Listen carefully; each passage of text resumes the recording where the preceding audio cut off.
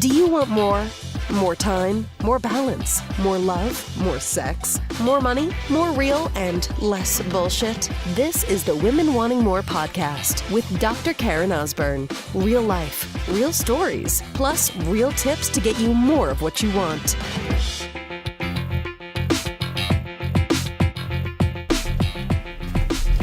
So I want to share with you something that a therapist that my husband and I are seeing, his name is Daniel, and I swear he was made for us. We started doing marriage therapy 2.5 months ago. And before you get all panties in a bunch, and people are like, what? You guys do marriage therapy? Yes. Because our marriage is at a place which is beautiful and amazing and a transformation from where it was 3 years ago.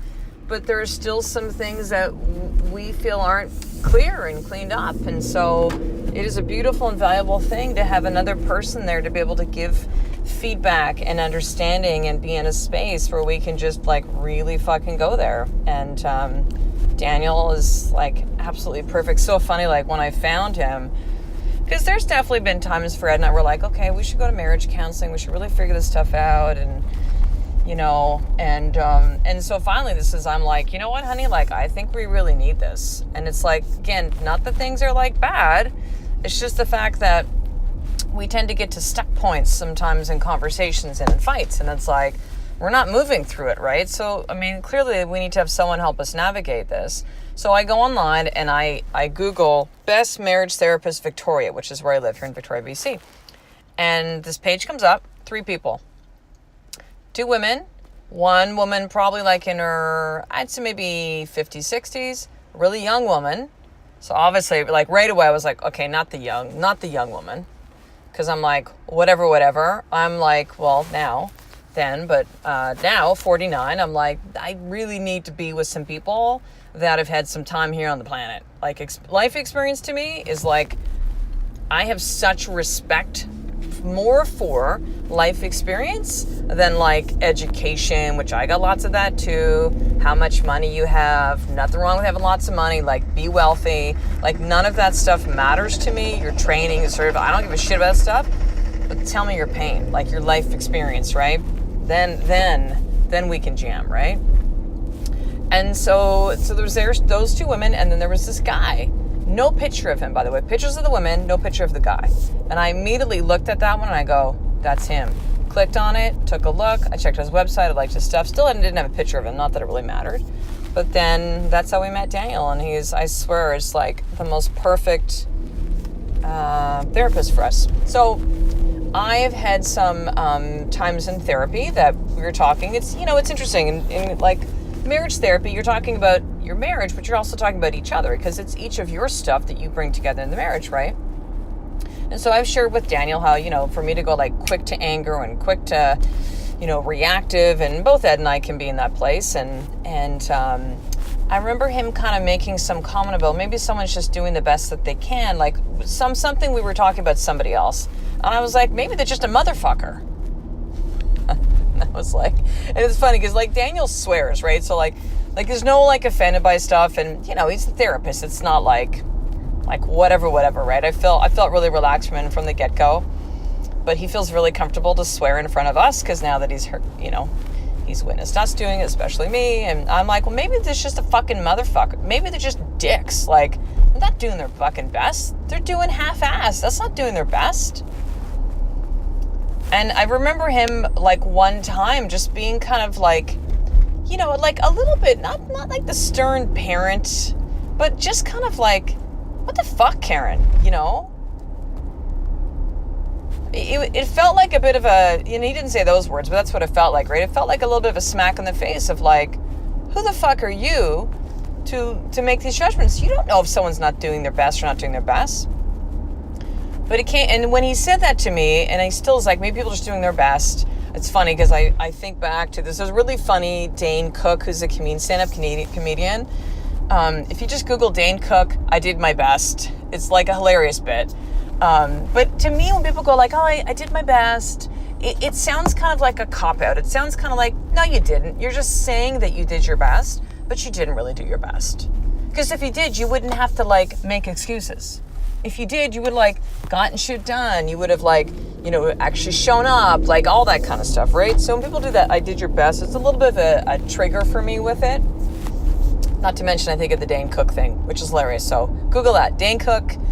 I did my best. It's funny. But then there was something about it in the last session where I kind of was like, you know what? Like, I see it.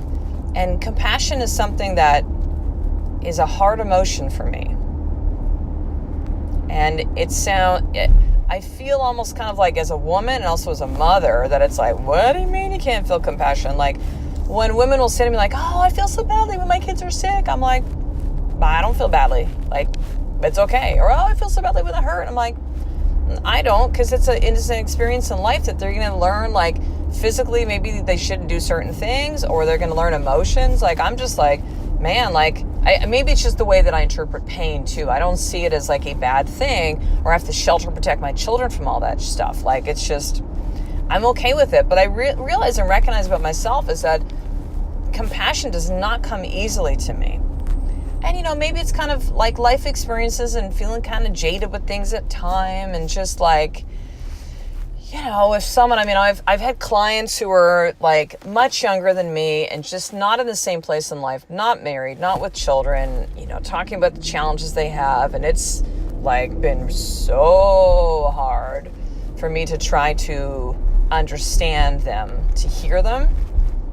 When in my head, I might be like, oh my God, cry me a fucking river. Like, you don't know pain, you don't know suffering, you don't know hard stuff, Super judgmental, but this, honest. You're always going to get honest with me here, sister, right?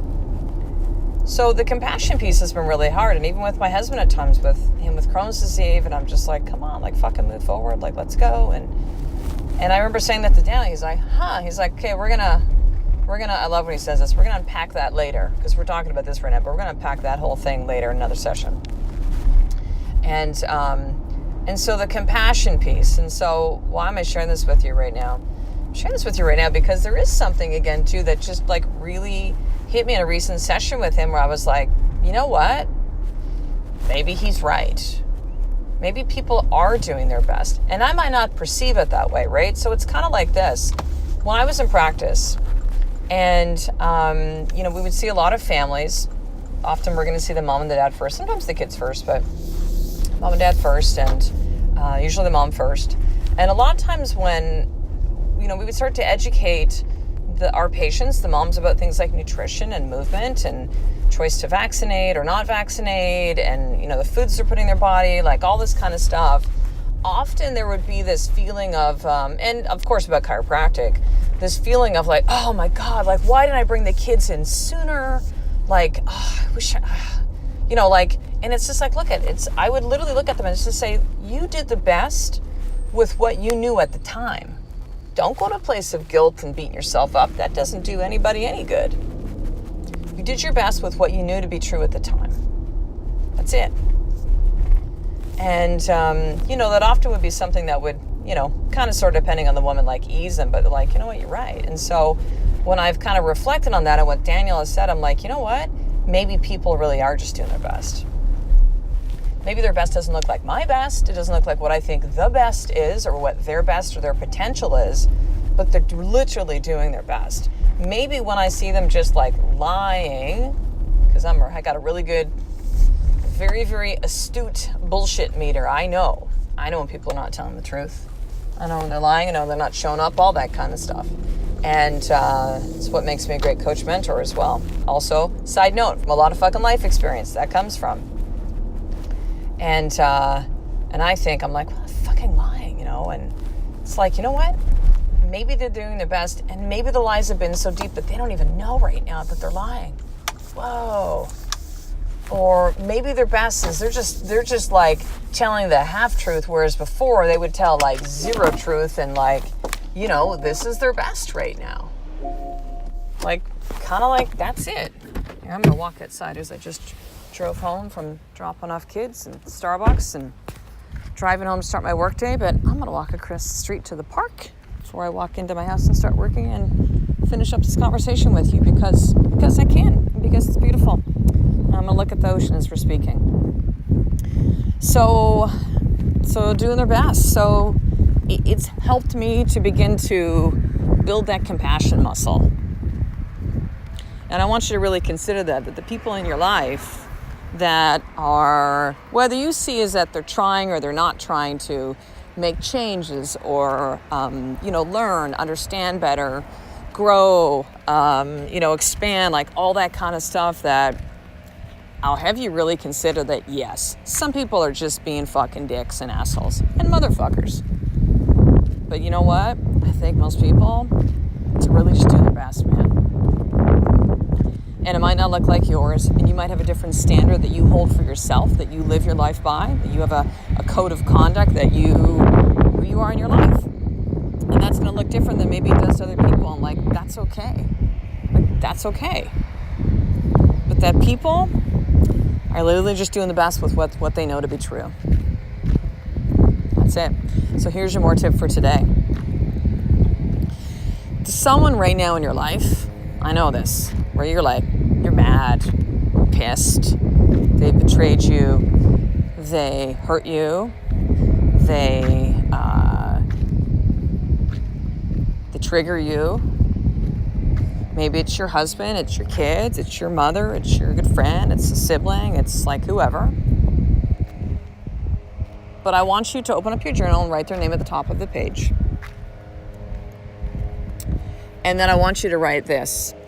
They are doing the best that they can because, and start writing. See, there's no way for us to see another possibility unless we're willing and open to seeing another possibility, right?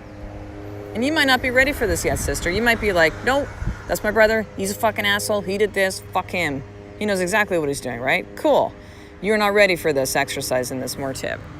But if you are, because understand that the anger, the resentment, the betrayal feeling, the pain, all that stuff, it's a choice to hold on to these things. They're true that you experienced that or are still experiencing it right now. Those can be facts.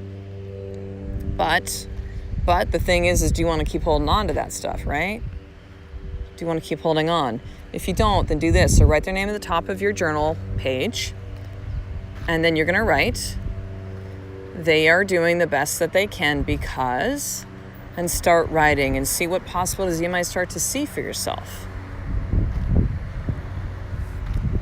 I feel myself now, sister, just moving towards more of these places of like, you know what, instead of me being so quick to judgment, which, by the way, nothing wrong with judgment. Everybody judges. Everybody. I love Byron Katie's take on this, which she wrote a book called Loving What Is, which I've mentioned a gajillion times here on the podcast. But she's like, everybody, it's our job to judge. Of course we judge. You don't have to go on some kind of spiritual moral high ground of like, oh, I never judge. Sure you do. Sure you do. So stop pretending that you don't. But understand that when you really come from that judgy place, like, there's a lot of hurt feeling that you're going to feel in that too. I explained this to my son Tyson. So on Friday, he had a good buddy of his who they have this like love-hate relationship. And so his friend pushed him down, slammed his head against the wall, pushed him. I was all there at the playground. It literally just happened I'm sitting there watching the kids. They kind of off and played in the bushes. He's like 7.5 years old. Like they just kind of do their thing, right? But I'm just there watching and then suddenly look over and Tyson's crying with their mom's just trying to comfort him. I go over, I pick him up because yes, he's 7.5 years old, but I still pick up my boy. I love a friend of mine saying to her, I'm like, how old is it? Like, how old are your kids until you stop carrying them or holding them? She's like, until their feet drag on the ground. I love that. I always hold my boys till their feet drag on the ground. And so as we were talking about it and we walked away and he just needed to have that space and then we're heading home and he's like, basically what he's saying is I want to hurt him back. And so as I said to him, I'm like, well, buddy, I want you to really think, how will that feel inside for you to hurt him back? Oh, it's going to feel good. He didn't quite get that yet, right? Not that I'm looking for an answer, but I'm like, I know what that's like, buddy. It does not feel good. So just understand that for you two, sister, is that the feelings you have about someone, that person that's caused you pain, betrayed you, hurt you, doesn't understand you, triggers you, whatever that is for you, is that for you to just give that back to them, it feels like shit. It It feels like shit. It doesn't help you. And just so you know too, finding compassion for another human being, seeing possibly like from their standpoint, it doesn't excuse a behavior. It doesn't let them off the hook. It doesn't change the fact if someone did hurt you. That's the fact. That's the truth, right? But it helps you understand, right? When I see my 4.5-year-old Kai, who's just being what we lovingly call right now the asshole phase, he's just insane these days, right? But a lot of times when I look behind them, I'm like, okay, what's behind the behavior that he's hitting me right now? He's tired. He wants my attention.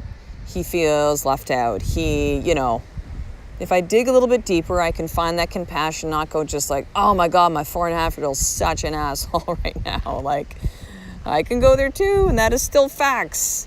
But yet there's something behind that. So understand as that person that you have that hurt, anger, resentment, whatever it is, those feelings towards, there could most likely be something that's behind that. Just like I explained to Tyson with his friend, I said, when he treats you that way, this is a boy who's not happy inside or doesn't feel that good about himself, that feels that he wants to create some kind of false power in his life by hurting you.